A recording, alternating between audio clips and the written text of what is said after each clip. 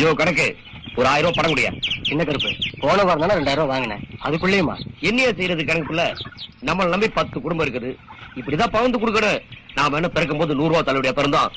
பசிக்க பசிக்க சாப்பிடணும், தெளிய தெளிய குடிக்கணும், விடிய விடிய ஆடணும், சாகிற வரைக்கும் சந்தோஷமா இருக்கணும்.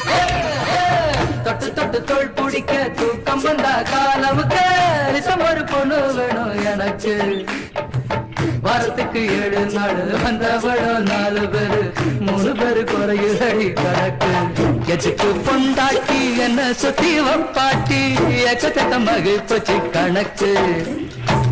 பள்ளிக்கூடம் போகையில பள்ளப்பட்டி ஓடையில கொக்குமாக்கு அகிப்பச்சு எனக்கு.